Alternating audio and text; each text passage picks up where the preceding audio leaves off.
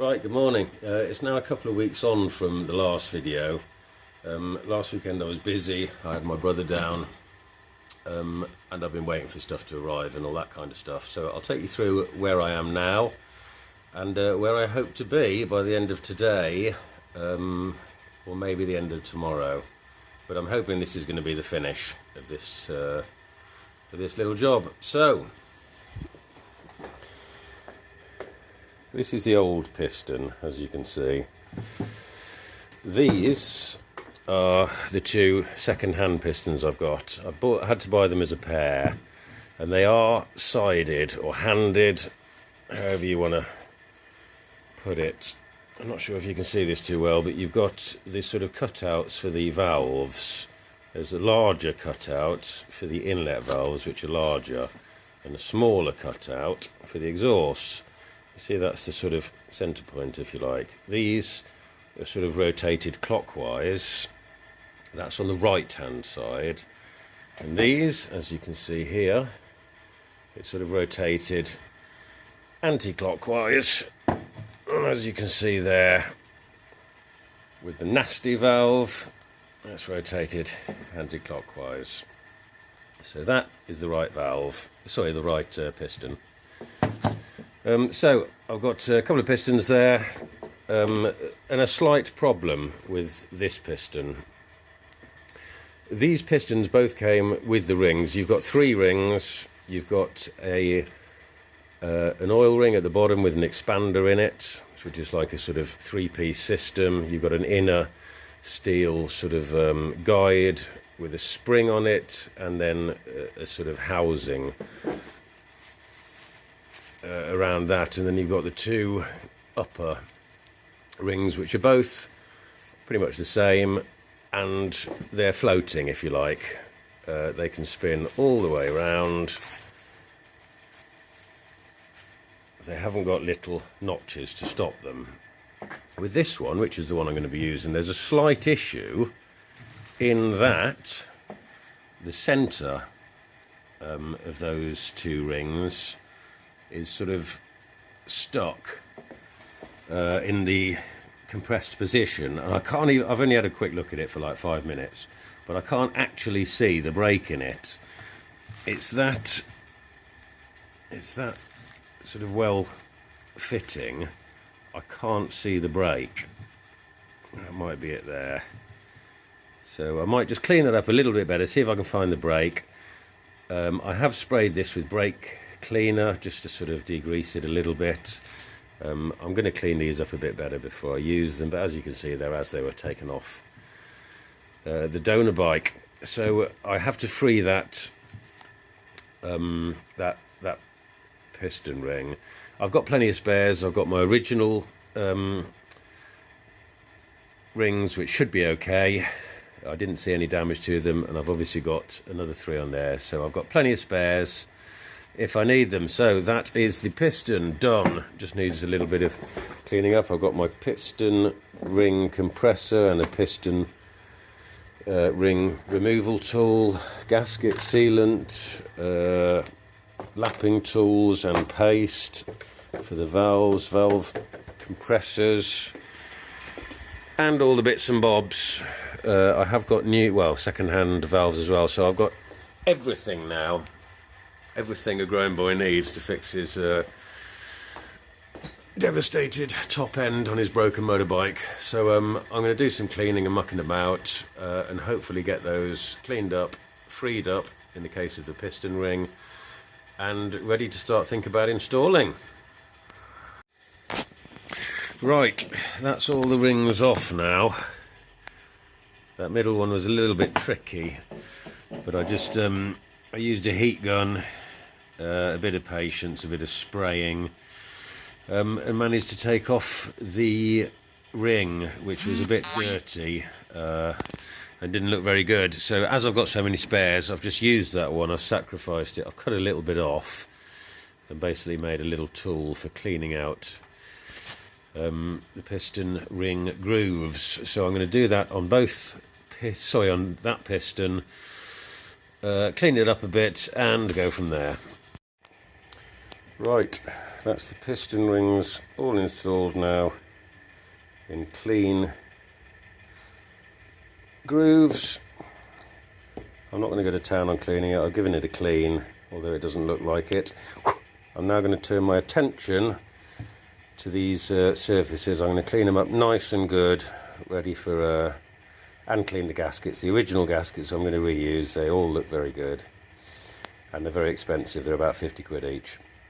So I'm reusing them, as I see no reason not to, obviously with sealer. So I'm going to get cleaning carefully all the faces. I'm going to leave this until the end, and I'm going to do that as a job. Valves, springs, the works. So yeah, I'm going to do a bit of cleaning now. So for cleaning these, obviously it's an alloy surface. I keep bits of old used rubber for this kind of purpose. Also, I mean, it comes in surprisingly useful. This is just obviously the rubber, sorry, the plastic bit of a tool or something I bought. So I'm going to use that to scrape off the old gasket seal and then clean it all up with my very good friend acetone. Basically nail varnish remover. It shifts everything. So they should be right nice and good by the time I've finished. Right, I'm starting to do the valves now. I was having a bit of trouble lapping them in because they're full of carbon deposits. And I've heard different things online about cleaning them.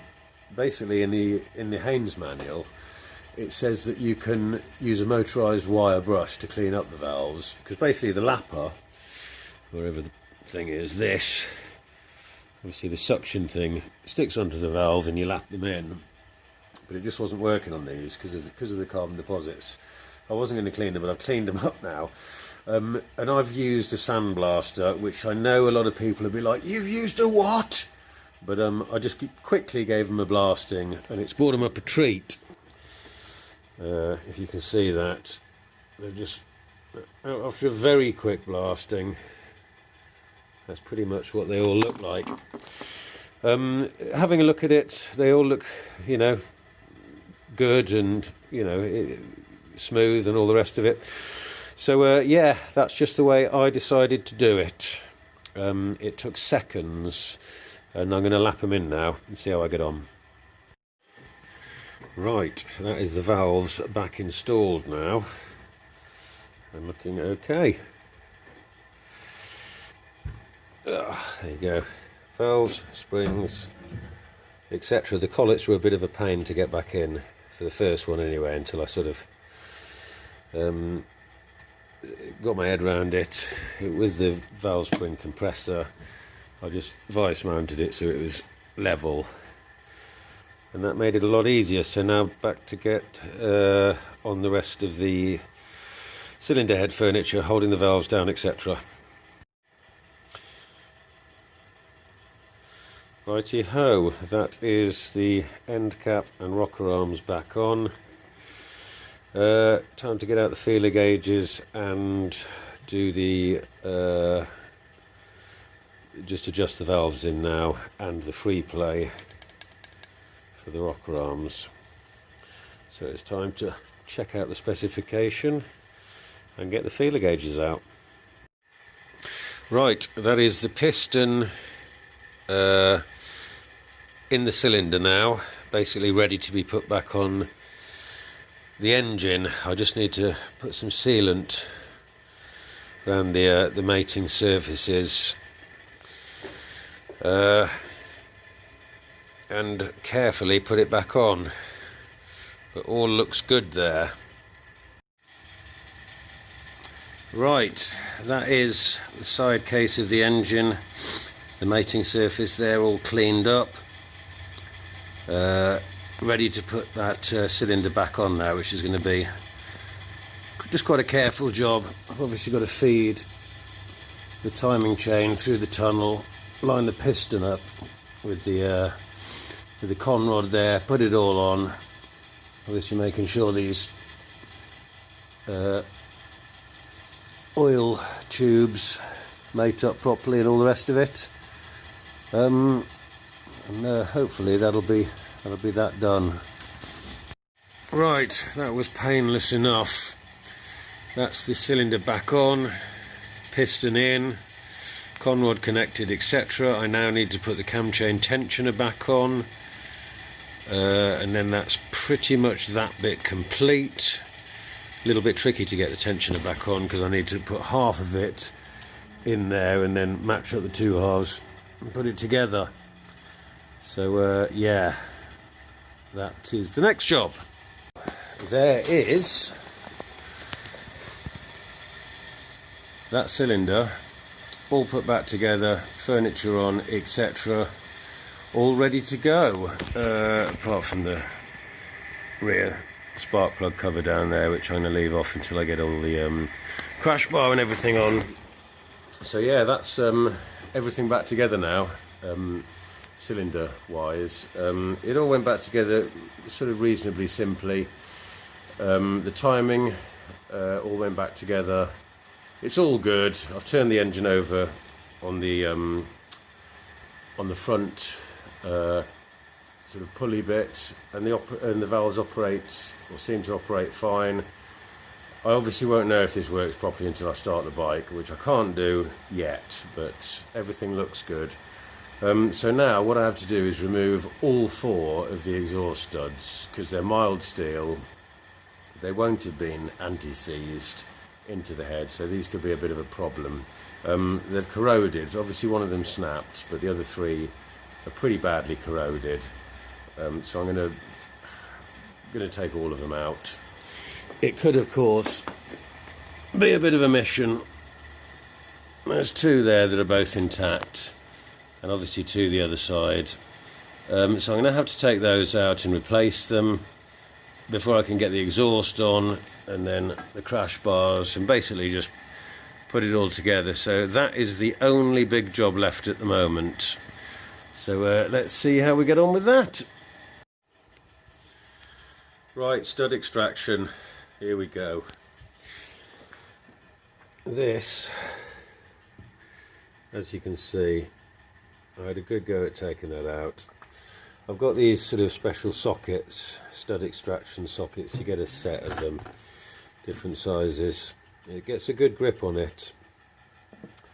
But yeah, these, they're mild steel.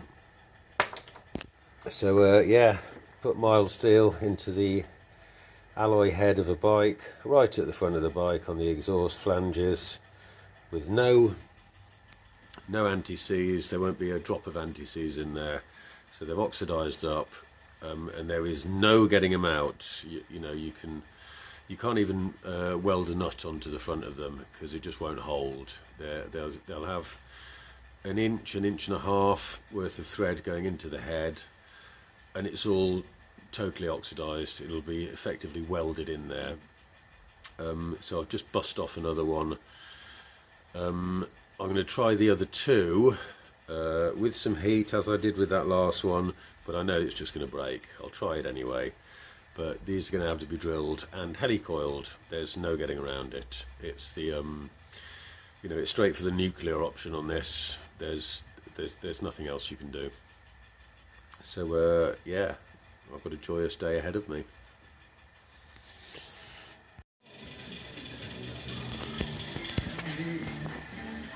Yep.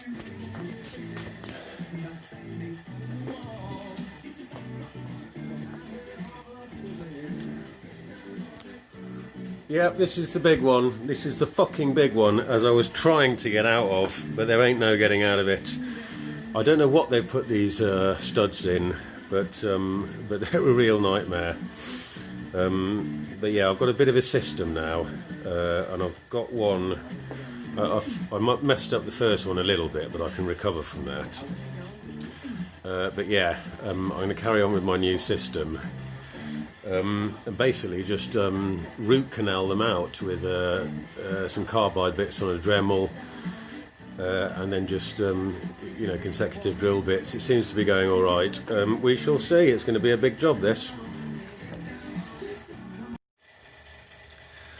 Right, there you can see I've drilled out the centres of those absolutely solid studs.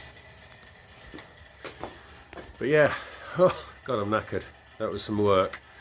So I've drilled out the centres of all those studs all the way through, and now it's time for tapping them, which is where I pretty much draw to a halt. I'll explain. This is a Helicoil kit.